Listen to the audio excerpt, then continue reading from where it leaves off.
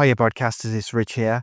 We're marking International Podcast Day 2025 with a repost from Season 2 where we spoke to Dan from Casting Views, talking all things independent podcasting.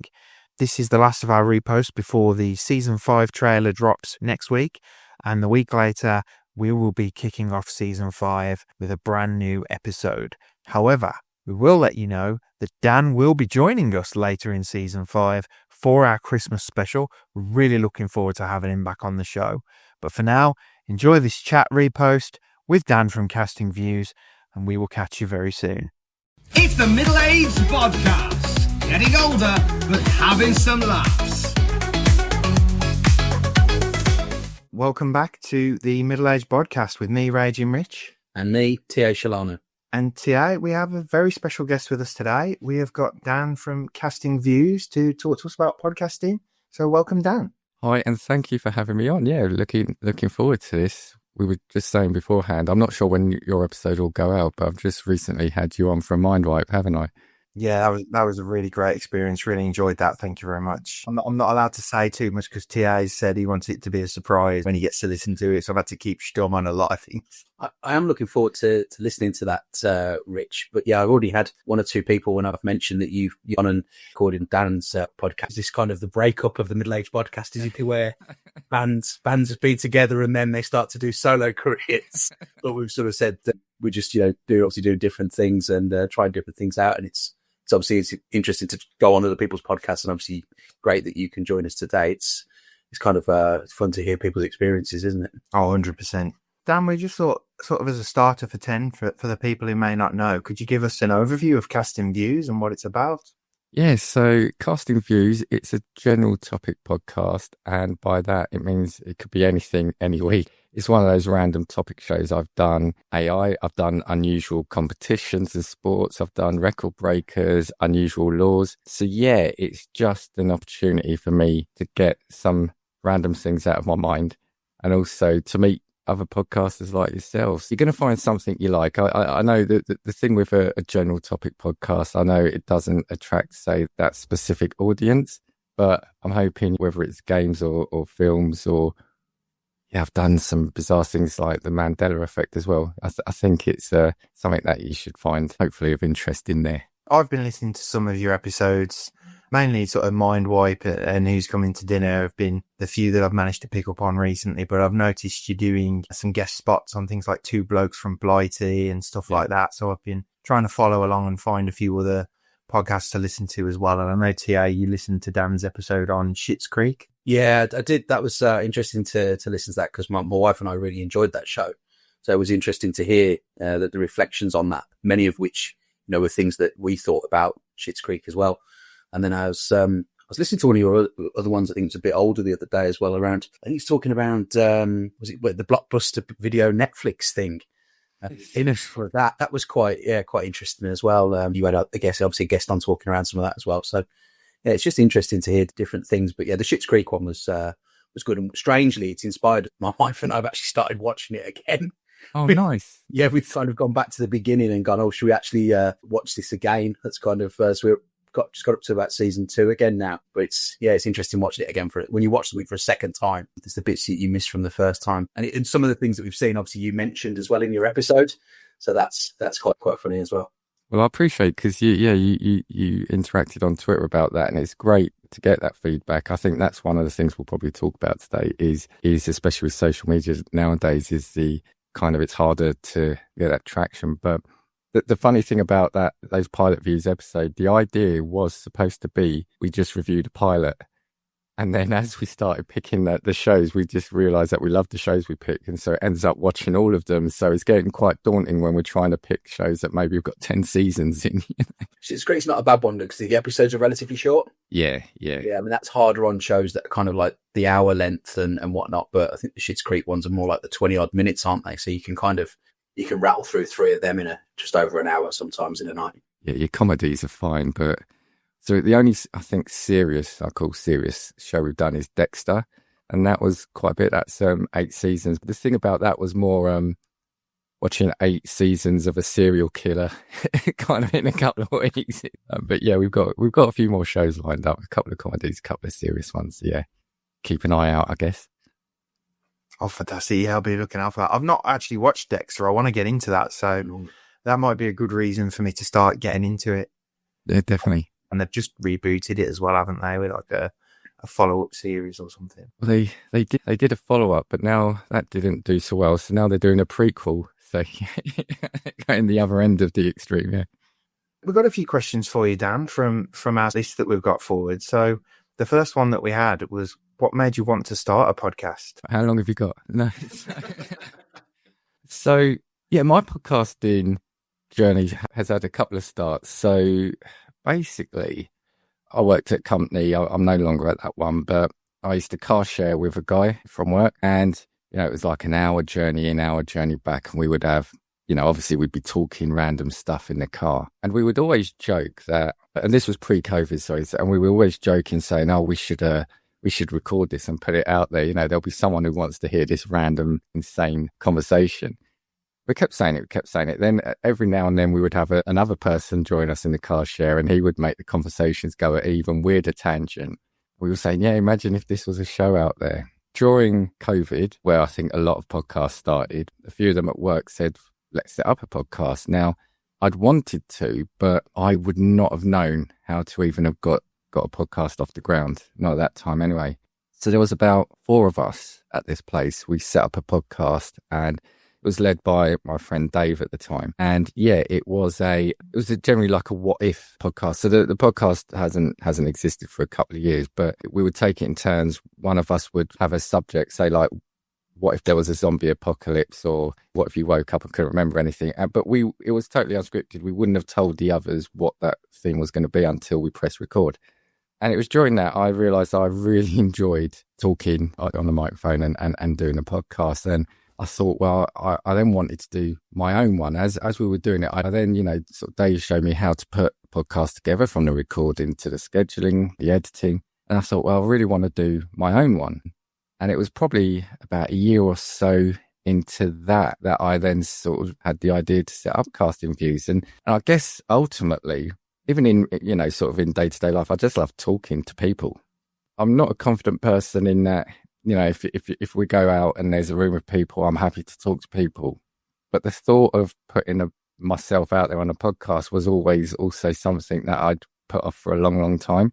And I think doing that podcast gave me that confidence to do it. But even then, I still didn't do it as a solo podcast. So yeah, I guess it's just the fun of talking about specific topics. And also, if I was to talk about myself, I've got a creative mind, but I'm not great at getting that creativity out. So I can't draw, I can't build. So I've got ideas, and a podcast is a great thing because all you need is a microphone, right? And a computer. Yeah, I don't need to be talented with my hands. I don't have to have that sort of vision to get drawing or, sort of a sculpture out in the real world. I just need to speak.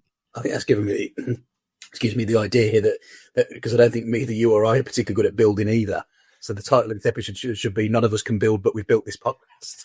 There you go. Yeah. Well, it is about putting something out there, and it's funny. It might seem silly now, but I remember at the start when I did my solo one, I thought, right, well, at least I've put something out there. At least I've created something. And if it lasts 5 episodes, whether it lasts 50 episodes, I can say that I've done that. Yeah, absolutely. Yeah, I think that's a really good point that you made, actually, about being out there and something that's accessible to people. And I think we found that as well, haven't we? Where we weren't sure what kind of an audience there would be. Would there be anything? At one point, we said we'd be happy if 2 people listen to an episode. And then when you see there's, say, 5 or whatever kind of numbers you get, even if you have 1 listener more than you expected, you think that's brilliant. That's an amazing step on things, because you sort of go, well, I didn't expect that. It's building up that audience and sort of hopefully trying to get more and more people listening to your actual shows. I hope Rich won't mind me bringing this up, but before we started doing the podcast, Rich bought me a book. I think we can name who it is. Again, it might be somebody you've heard of as well, but Paul Teague, if you've heard of him. Sure, I have. No. I think he was a radio broadcaster originally and ended up doing podcasting, I think, from early days. And he wrote a book about podcasting. And Rich bought me this book. I don't think whether it was to try and inspire me. And I read it on holiday in the summer before we started doing the recording. And I think one of the things I thought interesting in what he said was that sometimes he'd go and look on even a long time after he'd put content out there, and suddenly he'd just see somewhere in the world somebody had listened. And he said that was the thing he found amazing about it, that once it's kind of out there, and I guess same for you really, now you've got quite a lot of back catalogue of episodes that, you know, somebody can go on there and just click on and listen to something you did quite a while ago. It's quite an amazing thing, really. Yeah, and I don't know who you host with podcast wise, but yeah, when you see like a listen crop up in a random country as well, you think, why are they listening to that, and why that particular episode? You know, it's an amazing thing, really is, to think that your voice and your stories are being heard in Egypt, Croatia, wherever, you know. It is crazy when you see some of the... we had Hungary, didn't we, a couple of weeks ago? And we were just going, well, don't know where that's come from. And there's a few that are cropping up and we're just going, that's really random for some of the countries that sort of pop up. And even some of the places in the UK, we kind of go, not sure who that is. Don't know anyone from that area or anything like that. And no one we know seems to know them. How's that happening? Yeah, it is. And the thing is, what I suppose the difficult bit, when we probably will cover this at some point, is you also don't then get that feedback from those people of why they listened, at that given time, and or what they thought, really, for the most part, unless, like somebody does directly contact you on social media, or it's somebody you know personally, which occasionally we've had that where somebody has fed back on specific things, but you never get that. It's great to see it, but it'd be great to understand who they were and what they thought, I guess, more. Yeah, I think if I was to say what the biggest challenge is at the moment, it's, and, not everybody necessarily wants that, but yeah, the feedback, the interaction is that, I think that's a hard thing these days, especially with the split of social media. We've seen sort of what's happened with Twitter over the last sort of couple of years, and it's harder to get visibility there. There's a lot of podcasts vying for attention and people's time, I guess, people happy to download it, listen to it, but not everyone's necessarily going to interact. But like you said, it's those one or two interactions you do get that mean the world to you. You don't have to be told you're doing the right thing, but it's nice to get that, not justification, but the fact that, somebody's thought about it enough to message you. And I think that's what I used to do quite a lot at the start, was if I listened to a podcast and I liked it, and it's an independent podcast, I would message them and say, look, you don't have to respond. I just want to say, listen to your podcast, think it's brilliant, thank you for doing it. And then that's how I got a lot of the early relationships with some of the other podcasts. These people like yourself, we're doing it for free. It's a lot of time. Sometimes, people don't underestimate the time that can go into it. And so when you're doing it, I just realized I appreciate somebody else doing it and I'm listening to them and they're not asking me for anything. So a little thank you goes a long way. 100%. I think it's been, we've had a few people online, very sort of limited, as we say, but a lot of people personally who we work with, obviously we work at different places. So, a good mix of people from different walks of life and different areas sort of saying what they thought of it. And it's been really positive hearing that from people. I actually had a lady I work with who I'd started posting about the podcast, obviously on our socials, but also on my personal one. I put a couple of things up just to sort of try and get a bit of audience. Just at work one day on a Teams call, and this lady just says to me, "Rich, I didn't realize it was actually you. I thought you were just posting someone else's podcast to listen to." And I go, no, it's. And she's like, "Oh, it was really good. I didn't expect it at all." It was just really good to sort of have that kind of response from someone, and then kind of realize maybe I'm not pushing it properly enough if they think I'm just promoting someone else's podcast. But it was just nice to hear that kind of feedback from someone. I think the other thing as well from us on the numbers side as well is that when you look at the figures that come across on the platforms and things like that, we've sort of recognized that the guest episodes that we did in season 1, more or less were the most popular. And obviously you've got that situation where the guest also promotes it potentially. So you then go into people who wouldn't have listened at all, and they may only listen to that episode, or actually they might listen to that and go, "Oh, I'll listen to some of your other episodes." So it's that as well. And we kind of our analysis of it is that people prefer to listen to us with guests than just me and talking. That was fun as well. We really enjoyed interviewing the guests, actually. I don't know how you found interacting with when you have people on. I love it. I mean, if you have a look at my podcast, 90%, well, I say probably 98% of my podcast is collaborations. So I did have, when I started it up, I did have a co-host. I had my nephew as a co-host. And that was again because I didn't think I could do a podcast solo. I thought nobody's going to want to hear my voice just on its own and get that conversation going. But since March last year, it's just myself. And again, I thought I wasn't confident enough to do as solo ones. It's collaborations all the time. And as you say, yeah, there's two things there. One, it's exposing yourself to more of an audience, and also helping them with your audience. It's what's, I think, kept me going is the collaboration side of things. Like you've come on to mine, Rich, and you've done a mind wipe, probably something you didn't think you'd be doing sort of a few weeks back. And, you know, I'll be coming on here and I'm not going to say what it was, but like the other idea you had, I would absolutely love to have done that as well. So maybe at some point I'm going to come on here and talk about something random as well. Yeah, I think the other thing that is key to remember as well is that you have someone on and you see a little bump and then figures go back down. But then I was thinking, well, I've probably got about 6, 7, 8 regular podcasts I listen to. And then if I was to add a couple more, you know, there's a time element as well. And depending on the time of year, like Christmas time, obviously,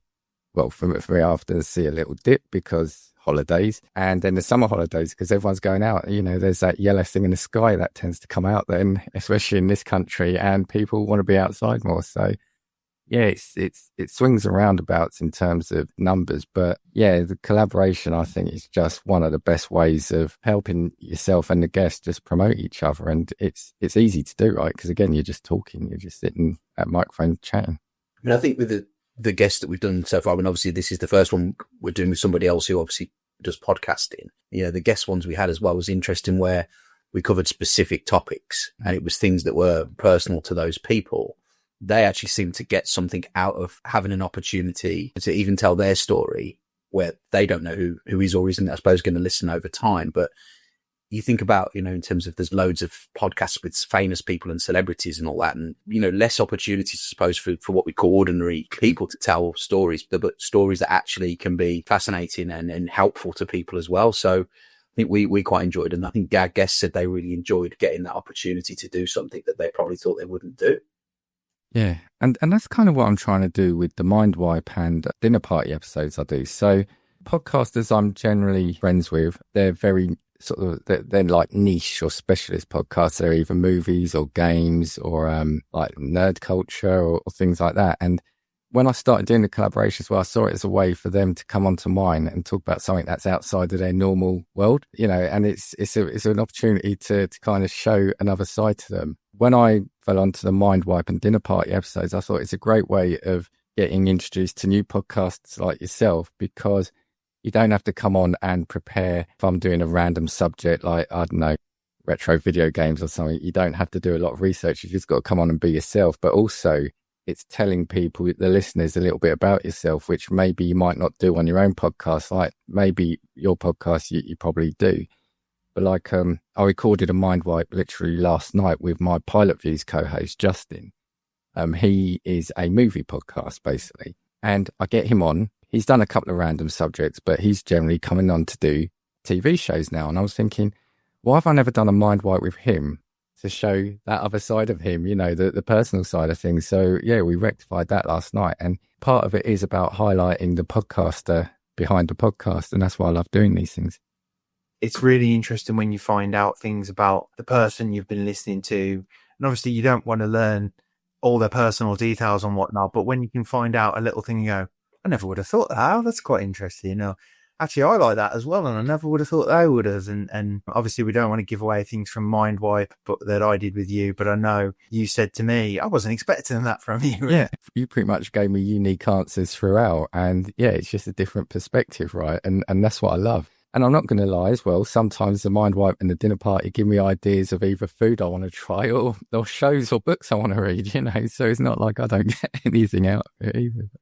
That's good. It's good that it gives you kind of ideas for stuff, like you say. It gives you, you know, you suddenly go, oh, actually, I could go try and cook that, or in my case, go to a restaurant and order it if I'm not cooking it. But yeah, I think even just listening to some of the episodes, obviously some that you've done yourself, Chat Tsunami, the Game Club Pod, I've been listening to a lot of those because a lot of it's my kind of stuff as well. And just getting ideas from that, and certainly some of your episodes of Who's Coming to Dinner, and that's sort of given me ideas for food that people have spoken about. So yeah, I mean, it is a great way of just finding out things you wouldn't know and trying to find new experiences for yourself as well. And obviously, as T.A.'s mentioned, with you doing the episode on Schitt's Creek, and it's got you and Mrs. Shelano watching them now, T.A. Plus again. So I think that's interesting as well, where you get to hear because when you watch it, if you watch it something on your own or you watch it with somebody else, you don't often then, unless you talk to people, sometimes talk to people watching it, sometimes you don't get that connection now. I think that's gone a little bit, because we used to have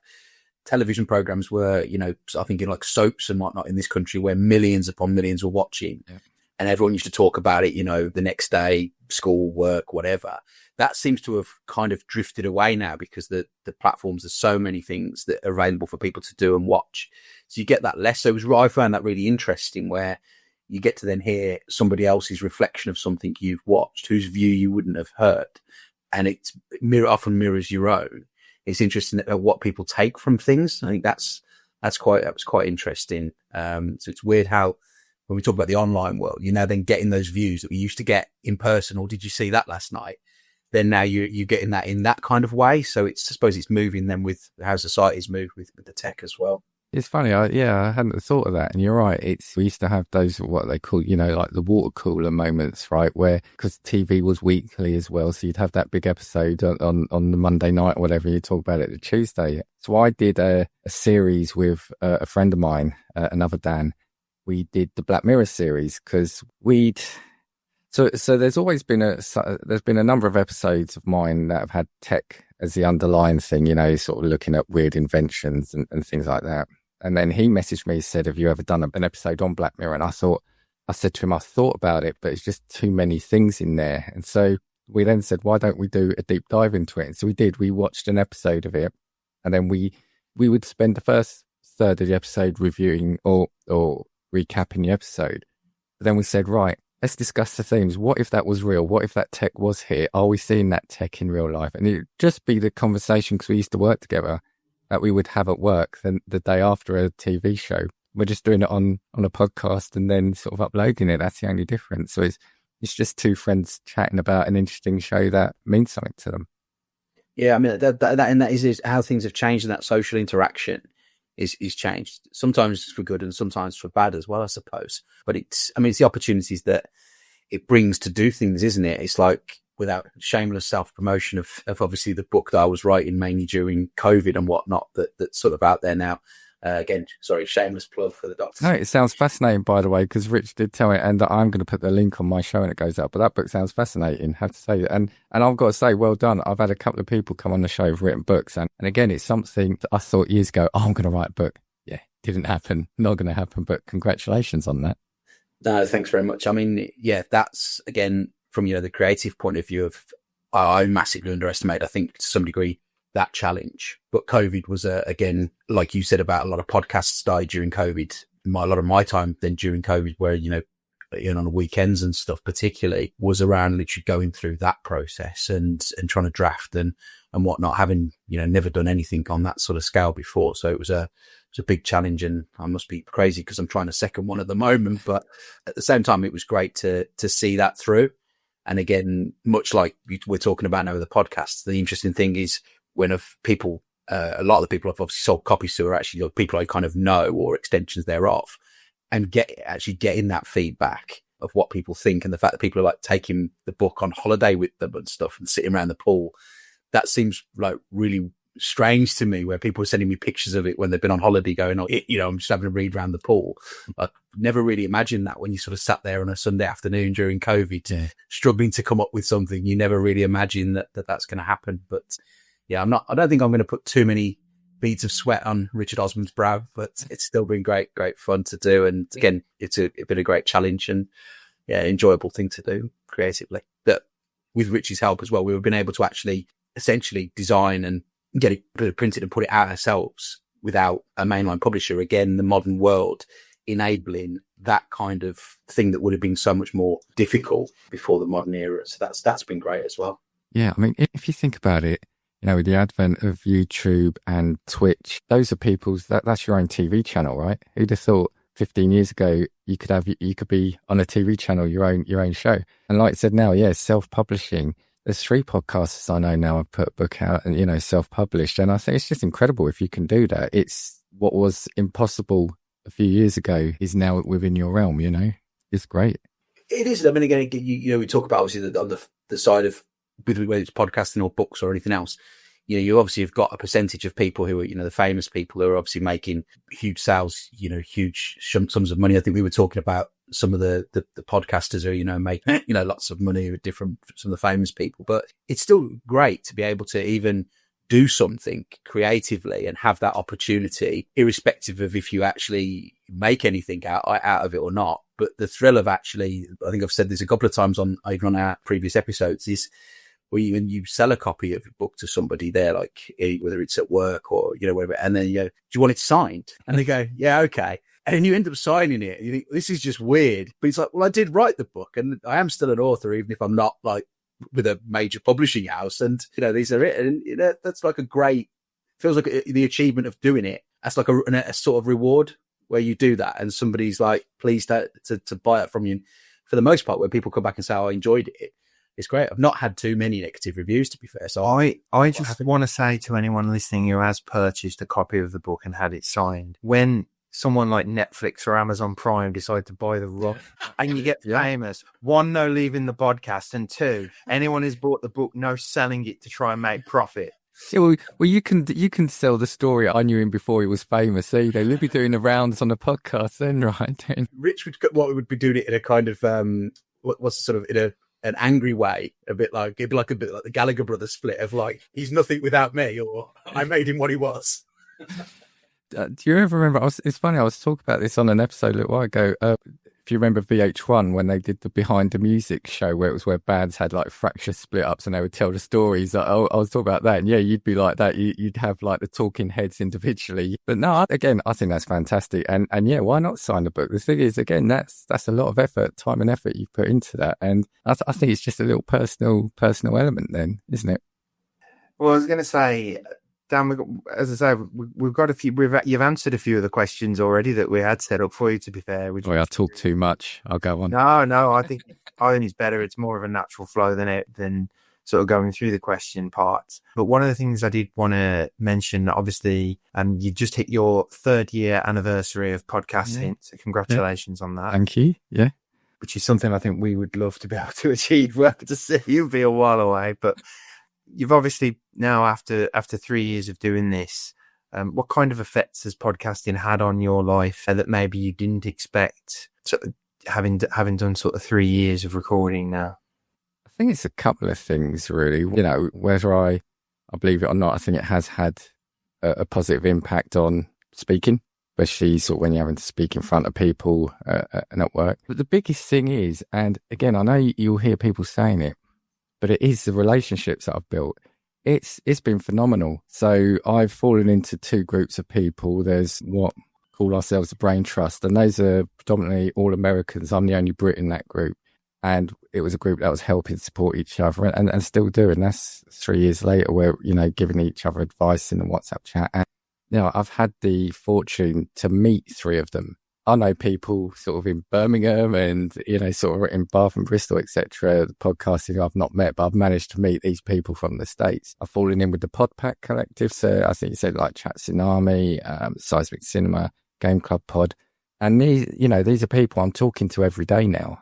And it's an extension of, sort of like that friendship and those conversations you wouldn't have had, and a little bit of support that if I was just doing this in a silo, I would never have experienced. So yeah, I think it's just that social element of it. And also, I guess, if I was to do a bit of a funny one, but it is actually true, it's given me so much random knowledge that I now know I can sort of win at pub quizzes and stuff with. I mean, there was a random conversation at work. I just joined the current place I'm at now. And within a few weeks, somebody was saying something random. I think it was about a lottery. And I was able to reel off a load of lottery facts because the week before I'd done an episode on lottery wins and random things. So I think it's just the big one is obviously the personal confidence and the friendships. I know that sounds a bit cliche and Hollywood, sort of, or TV show finale kind of thing. But there's some really, really good people out there. And I just think it's a shame if our paths would never have crossed if it wasn't for this thing called a podcast. And, I'm so fortunate and grateful that sort of I've done it when I did and they've done it when we did. And yeah, we've just interacted because, yeah, life's richer for these kind of experiences, right? Yeah, I think so. I mean, how did the Podpack Collective come about then? So that was Satsu from Chatsunami. He messaged me and said he'd been thinking about getting like a collective, a group of people just to help support each other, try to promote the visibility. And yeah, he just asked me, what did I think of it? And I said, I think it's a fantastic idea. If you think you can do it and get it off the ground, let's do it. And so, yeah, it's just come from that. I won't say too much. I think we're going to do a bit of a rebrand in the future, so watch your space for that. But yeah, it was a group of us. So I think I was friendly with the Game Club pod at the time. You know, I think he was friendly with, and the Nerdstalgic was messaging. So that says you generally find you'll probably fall into a group of podcasts you're interacting with a lot on Twitter. And we said, let's get the core group of people there and let's just try it out. And yeah, I think it'll be coming up for a year in January. And yeah, it's just, again, bizarre conversations in our WhatsApp. Bizarre and funny, you know, the conversations that go in there about, it's been Doctor Who and Mass Effect games and things like that, and food more often, but that's me. It's just been brilliant. But yeah, I think you'll have found a lot of podcasts doing that, because when sort of Twitter was taken over, there's been a lot of changes to the algorithm and how things do. And I know I've said it a couple of times, it's just harder and harder. It has been to get that visibility, and it's just strength in numbers, right? Yeah, I think that's a good point. And I hear a lot about that at the moment, that people say that the engagement is getting increasingly difficult. Again, unless you're prepared to be paying seemingly a lot of money, which, you know, for most of us who are just doing this, where there isn't a particularly sort of, it's not a financial thing, you know, that's not great. So you're right, being able to kind of build that sort of collective of people in numbers and sort of working collaboratively with people in an almost independent people, I guess, who haven't got that support and backing is probably the best thing that people can do in terms of, like you say, having that sort of strength in numbers almost approach, really. I mean, what have been your biggest challenges with podcasting? We talked about some of the benefits. What are the things that you've found most difficult? I think the one thing for me, and I still haven't got out of this, is kind of, I guess it depends what you're doing a podcast for, but sometimes I get too fixated on the numbers, the listens. And by that, I mean, if I have like a slow month or a slow couple of months, it starts to put me in a bit of a spiral of like, nobody likes this, or why am I, should I do this? But then the wife kind of keeps reminding me that I did this. When I started this, I said, like yourself, I think Rich said, is if I get 2 listens at the start and one of them's me, I'm going to be over the moon. And the fact is that I enjoy doing this. Even if I didn't put these episodes out there, the fact I'm having this conversation with you today is great. The fact last night I spoke to the Movie Wire. Next week I'll be speaking to Game Club Pod. I've got to remind myself that it's the process of doing this podcast that I love more. And look, would I want to be the number one listen to podcast on iTunes? Absolutely. Do I want to retire in a year with all the earnings I'm going to make in next year? Absolutely. But it's not what I did it for. I did it for the process, and I did it for the fun that I'm having now. So I think one of the challenges is don't get too hung up on numbers, and also don't get hung up on other people's numbers as well. So you can see people celebrating milestones. And at first I was always saying, I've not got that number yet. I've not got that number. And then I realized, no, just let them celebrate their milestone. You're a different podcast. You set up at a different time, different subjects. So don't compare yourself to anyone else as well. I guess the only other thing as well is, I'm going to say only other thing, then there's probably going to be 2 or 3 things come out. That's my mind, is the time as well. Now, maybe it's just me, but I said it at the start, it's sometimes if you're planning an episode, then coming to record it, then editing it, and then you've got to think of what you're going to do the next episode. And the thing is, it's with my podcast being the general topic kind of thing, I need to think about 3 or 4 episodes ahead at least, because I don't want to do it. I was doing it week on week. So we were recording sort of this week and then releasing it next week. And I realized I just couldn't keep doing that. So I'm now trying to always be 3 or 4 episodes ahead, but then you've got to put your mindset in that process as well. And so, yeah, I've got about 5 months worth of episodes planned, but I haven't actually then come down to start writing them out how I'm going to do it. I know what I want to do, but you'll have a bad week at work, or you'll have a bad, you fall ill, and it's that challenge to kind of keep on top of it. I guess the only other, again, here you go, the only other thing, and I'll be here another half hour. The one thing I think for for me, if I was to give advice, and like, who am I to give advice? But I said about the numbers, don't necessarily get obsessed with the numbers, but also just take the time at the start. I think I was so excited to get the podcast up and running that I probably didn't take enough time just to get the start of it right. So going back to it, I think I could have done better on the audio. I guess the branding and the identity at the start was a big challenge as well. And I think, I probably could have taken a little bit more time just to say, right, what is this podcast going to be, I guess? And I think, but that was just, like I said, that was just excitement to get it off the ground and get it out there. Yeah. I think it's interesting you saying that, and it's a reflection as well, because I know we've obviously done a lot less to these than yourself, but even in the short time that we've done it, I know one of the feedbacks we've had from a couple of people was you got so much better as the first season went on. Like, the first couple of episodes, you came across both a bit nervy and blah, blah, blah. And then it started to build, and how your confidence built with it. And I think the same with, like, you do obviously a lot of the tech and audio and the editing, the different things of things you can do to try and make it better. You just keep like evolving as well, I think is part of it. I listened to Ben Foster's podcast a few times, and he was talking about it when he started doing the weekly football reviews. And he actually said, if you listen to the first couple of episodes, he's, hi, and it's Ben Foster, and it's this, and it's that. And then as it went on, he realized actually once you get into your natural voice and you're just doing it as a natural kind of chat with your mates and whatnot, it's a much better listening experience for people, but also it's just easier to do because it flows naturally. It's a much nicer sort of way of doing the show. And I think that's kind of how we've tried to go. Very hit and miss, but it's kind of how we're trying to go with it. But I think you do get the experience as you go. So the more that you're obviously doing something, that starts to filter in, doesn't it? It's like that riding a bike type thing, isn't it? You might fall off, make a mistake, but then, you learn as you go along and whatnot. And I think that's been my take from it, that if I was to go back and listen to like the first episode now compared to some of the stuff we've done later on, I think you can really probably even see the difference. And it's only in time factor, and it's not been a huge amount of time, but it's, since we started, but you can see that improvement and build of it. I think the worrying thing, and the thing I need to ask you, Dan, because what's worrying me now from the editing and getting so used to it, I know if somebody's saying, or if they're going, yeah, and things like that, and I can literally go, oh, that's what that is then. Yeah. Delete it. Yeah, it's brilliant when you start spotting that. Yeah.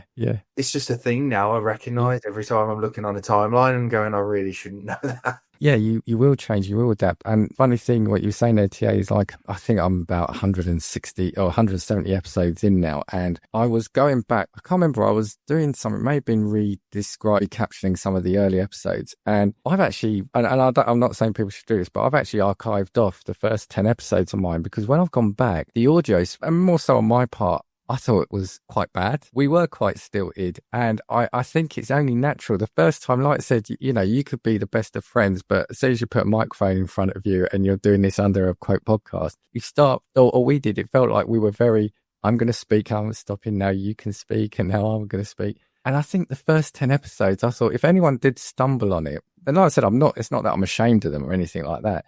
I've archived them off, because if anyone stumbles on it and picks that, my audio was awful, and yeah, I didn't sound comfortable at all.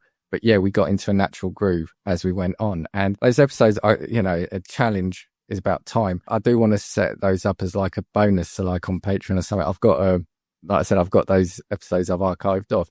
And it's also given me the opportunity to, like the video game industry does, is to remaster them. And so I've kind of redone them to give them kind of what I hope the love they deserve. And like I said, it's not through any regret or shame. It's just you do improve, don't you? Your speaking style. And I've changed microphone a couple of times, and you change your etiquette, how you're sitting, and your editing will change. And yeah, I think that's the other thing I was going to say, is don't be afraid to change as you go along. Because I was just a random topic pod, but I now do TV shows. I've moved into the interviewing of podcasters like the Mind Wipe. Don't be afraid to change is another thing. I think that's a really good bit of advice, Dan, for people actually, from our experience of how we've been recording and how we're trying to put shows together and editing and all of that. We are sort of evolving as we're going along. Found a few new bits of software and a few new things. Obviously, this recording with you today, we're trying something out based upon my experience recording with you for Mind Wipe.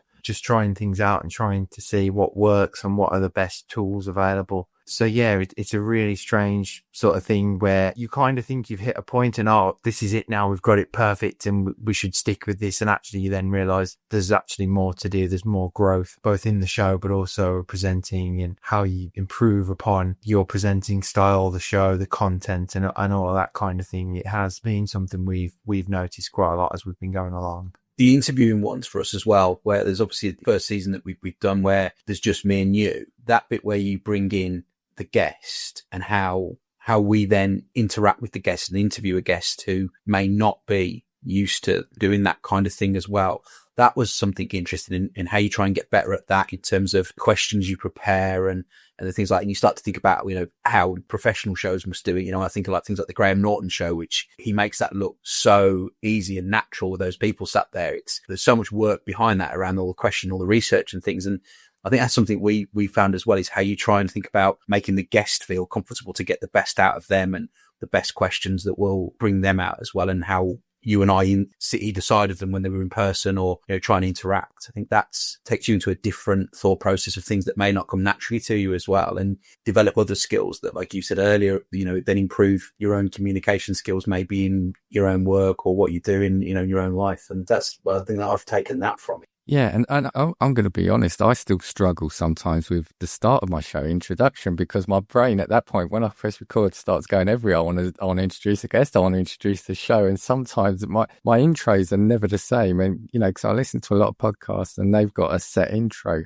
I think, I'd like to do that. But then what I said a little while ago, don't compare yourself to anyone else, just be yourself. And I think that has to be the best bit of advice, because it's yourself. I once said to someone, like, for me, I don't...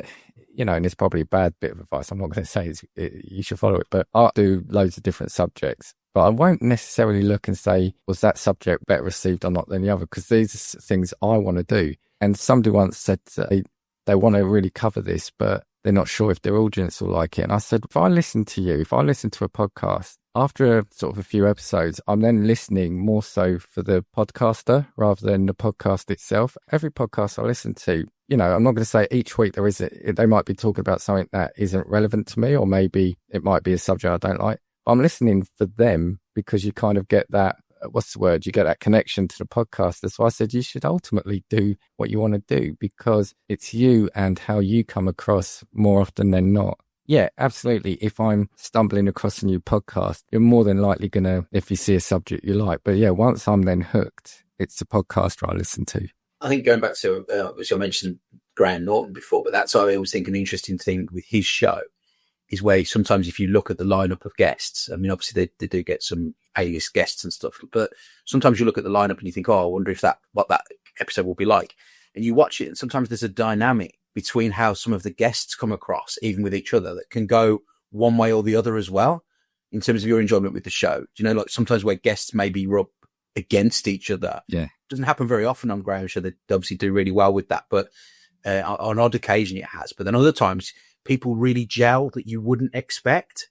And I think that's really interesting. There's one where he did with, I think I can mention the episode. It's no, Yeah. But there's one he did with Greg Davis, who's obviously a British comedian outside of the pond.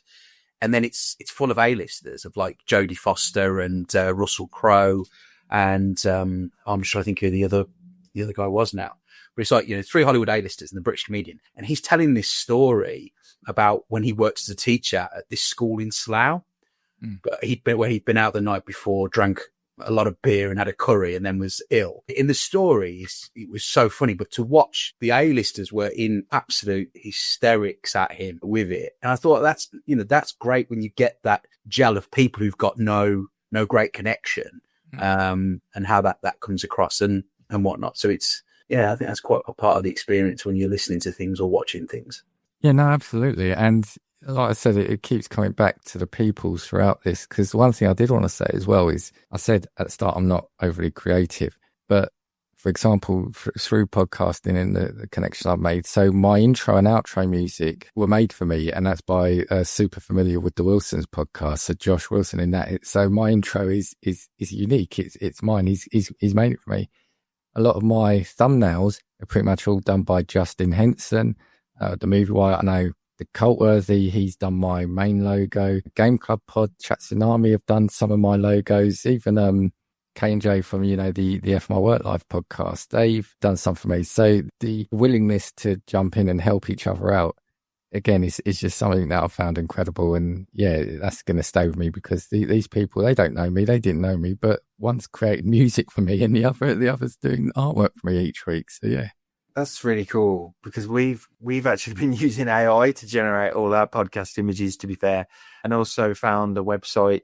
I think I just randomly found a song one day and went, let's just see if that works as a sort of theme. But have been thinking we probably need to at some point have something a bit more us than something that anyone can use from across the internet. Yeah. But I'm glad you said where you got. I wanted to ask you actually where you got your sort of intro from and some of your images and stuff. I'm always interested where people get that kind of content from. I did when I was younger do a little bit of drawing, but not really so much now. I've always thought, then I thought, well, I'm going to have to draw it on a bit of paper. I'm going to have to scan it in and put it in Photoshop and mess about with it. See, that's another challenge because this year was supposed to be the year I taught myself how to do Photoshop or Canva. That hasn't happened. So next year is going to be the year that I teach myself how to use Canva. There you go. What do you think the future of podcasting will bring, or how it will change? It's a really good question. That's a really good question. So I think if I start with the negative side, it's something that I've seen over the 3 years, and 3 years isn't a lot in the scheme of things, but it's become harder to keep it a totally free pastime. It's not impossible, especially if recording just yourselves locally. You can record into something like Audacity. I host with Acast, so that's free. But a couple of hosts I was on, they then started charging. This recording platform was totally free, but now if you want to do more than a couple of hours a month, you've got to pay for it, which I do now. So yeah, I think I'm not going to say the barrier for entry will be removed. Is going to get greater, but along with the cost of, say, a laptop and a microphone, etc., I think it's like I said, it's getting harder to keep it totally free. And I get it, there are servers, etc. There's bills that company want to pay, but I think with the boom of podcasting, there's money to be made, right? But on the flip side, I do think the fact is it's never been easier to podcast, and something I can't remember, one of you said earlier, and something I've once said on my podcast is that there are so many people with stories in them that otherwise wouldn't have got told. And I think there's an audience for everything, whether it's very, very niche, whether you think no one's going to listen to that story, someone's going to have that same experience or mindset as you. So I think podcasting will carry on. I think it's just the battle for keeping it as low cost as you can, and also the battle for the visibility. I think that's the only challenge. That really, if you're starting off from scratch, is that they're going to be the two big things. I think one of the things I found really interesting when we got into this, I think I mentioned it on Casting Views when I did Mindwipe. Or it might have even been before we started recording, but I used to host a podcast many years ago on wrestling. But yeah, it's interesting because back then podcasting wasn't as big as it is now, and it was just a case of that small community you were in were your audience and whatnot. But from looking when we were sort of researching, doing a podcast and trying to find traction with it and stuff, and certainly from looking online, YouTube seems to be the way a lot of people are finding podcasts rather than Spotify and Apple, who are probably more of a traditional host of podcasts in that they are on that platform. You can listen to them, download them for free. There's no sort of cost involved. But in terms of finding them, YouTube seems to be the way. And yet trying to do a video for some people is either not really a possibility, or it's a case of it's just making things far more difficult with the editing, and especially for people like ourselves who also work as well and do this as a pastime. And so it's quite interesting with video how that's become the way it's discoverable. But I don't know about you when you listen to something, and I think obviously radio, in terms of which is, I suppose, what this is the most equivalent of. When you think about back of being sort of either sat in the car or whatever, listening to radio, I don't know what it is. It feels more, you listen more in that way than I find if you have a visual. And I've seen podcasts where it might be like this, where you've got one person, one place, and, with somebody somewhere else, I think, and they've got the video on it.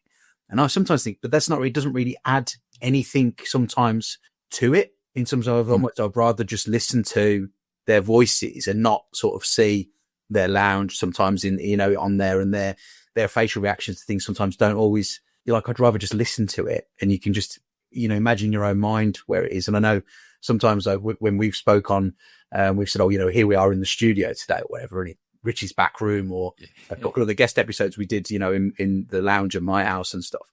But again, you give that image with no visual to it. People can imagine you're anywhere. I don't know. You kind of it doesn't almost add sometimes to it, I don't think. I don't know about what you think about that.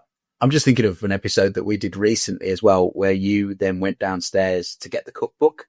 So we left the recording going, and I'm sort of sat here. He's gone now to get the cookbook, and I'm sort of almost narrating. I'm worried here. What's he going to do in the kitchen? Are we going to need to call the fire brigade? You're creating almost an image, and then like he comes back and I'm like, oh, now he's giving me his cookbook and he wants me to find a recipe for him to do.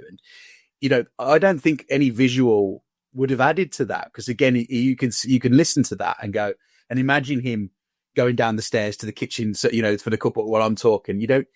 With me sat here looking like this, as if to look down the stairs, it wouldn't necessarily add to it as such. Yeah, you see, I don't do video. One, because the thought of editing video makes me shiver, but also I'm much more the audio. I listen to podcasts ultimately when I'm doing something else, and i.e. walking. I tend to listen on my lunchtime walks. I wouldn't sit down specifically to watch a podcast. I mean, I love those who do them, and it's nice to sometimes see the host and the guest. I do transfer my podcasts over to YouTube, but it's just the thumbnail and I can't remember, audiogram or whatever. If that's the choice, the platform people want to listen to, so at least it's there. Yeah, I agree, T.A. Listening is the thing. I think you're watching it weirdly.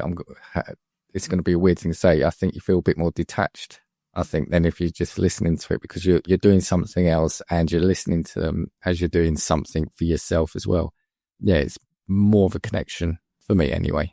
That's very similar to our approach with it. And like you said, listening to it when you're doing other things. I travel to work on the bus, and so I'll put podcasts on and be listening along while I'm traveling in. And it's a nice way of just taking the time to immerse yourself in something while you're doing something else. And I think that is sort of the way for podcasting. And certainly from my kind of point of view, I find if I'm sitting eating, I'll put something on YouTube, but otherwise, it's normally an audio version of it.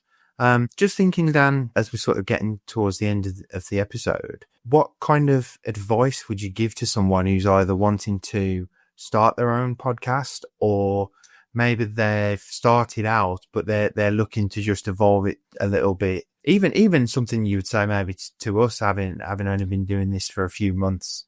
Have you got any kind of advice that you would give to people just for, what they could do, either in terms of starting up or embracing the community that's out there or anything like that? Yeah, I think it's a great question. I think I can only go on how I felt and what I experienced. So I'd say if you're starting, do take the time right at the beginning to get used to all the fundamentals, to the editing and the audio. Just to step back again. So I think I started planning my solo podcast in June. End of July, I ruptured a disc in my back. So that put me out of action for a month. So I was then just raring to go. I just wanted to get it done. And I struggled so much with audio at the start, week in, week out. It's like, why didn't my audio sound the same? Why did next week the audio sound bad? And I don't think I took the time to just get used to the microphone and the settings on the laptop. Yeah, I had so many. Yeah, my wife will probably laugh if she hears this, but I felt like throwing a laptop out at one point because I was just having so many issues. I didn't know why. And again, I think just take your time at the start to get all your branding. Because again, that was the other thing, is like, I thought of a name and I thought, yeah, this is it. I'll say it on air. So it's funny. I had a name for the podcast. I think it was called Let's Talk About or Let's Chat About. Started recording some practice episodes that we're potentially going to put out. And then I realized I couldn't get that name across social medias. It was taken, and I would have had to do like, Let's Chat About with a number or something. So the first couple of episodes, when I found this name that I could get the name across all socials, I was then having to re-record the name and splice into those early episodes. So again, yeah, starting out, I would say just take your time, get comfortable, be comfortable with the audio and the branding. And what I'll say to yourselves is, because I've listened to your podcast, you sound great. What I would do is just how I did it, and what we've said is just interact with the community. I think there's a lot of people, there's a lot of good people out there. You'll get all the DMs about, do you want to promote your podcast? We can guarantee you sort of 10% organic growth. But nothing beats just interacting and just giving, if you enjoy a podcast, reaching out to them and saying so, and just putting yourself out there. It's like I said, I'm not going to say I'm in those upper echelons and numbers, but I'm really happy in terms of the community I'm involved in, and that's what I would say is number one, I think. Well, thank you very much, Dan, for joining us today on the Middle Age Bodcast. And do you want to just give us a quick shout out of where people can find Casting Views on different platforms? Thank you, but I want to say thank you first to you two for having me on. I love appearing on shows, and thank you for having me on today. It's been a great time to record. Casting Views, just look across. I think I'm on all the podcast platforms. If I'm not, let me know, and I'll get it sorted. And just look for Casting Views across all social media. Fantastic. Thank you very much. And we will put obviously a link to your show in our show notes as well. We'll also put some shouts to your social media channels as well on there. But thank you very much, Dan, for joining us. T.A, should we do the usual sign off and get Dan to finish off the episode for us? Yeah, we normally ask a guest to kind of do the final reflection wrap up, really, isn't it? Almost. Oh, I wasn't expecting this. I think we've done it with every guest so far. Yeah. I just want to say, look at this. About 4 weeks ago, I didn't know T.A or Rich. We're having a conversation now. We had a conversation a couple of weeks ago. I'm of no doubt that we're going to have a number of conversations in the future. So if you're thinking of putting yourself out there and doing this, just do it. It's a fantastic time to do it. And there are so many good people. And like I said, I've had the opportunity to meet a number of them, both in the States and over here. So go for it, is what I'd say. It's never too late. I mean, I think I feel like I just about qualify for the name of your podcast, as in sort of at the upper age limit. But it's never too late to do something like this. So just do it. Brilliant. Thank you very much. One more middle-aged podcast in your life? Of course you do. Follow us on social media for behind-the-scenes stuff, extra larks, and all our latest updates. We're on Instagram and Threads at Midaged Podcast. Facebook's easier. Just head to facebook.com/middleaged podcast. If you're still hanging on to Twitter or X or whatever it's called now, we're at Midaged Podcast. And if you're on Blue Sky, it's at middleagedpodcast.bsky.social. Or you can swing by our website, middleagedpodcast.co.uk. Give us a follow and stay in the loop. Cheers for listening. Two best mates here to take you to stand. Rich and T.A got your health in the hands. Weigh-ins, laughs, and tales they tell. For beats and nights, the workouts, they're keeping it real. Oh, it's the middle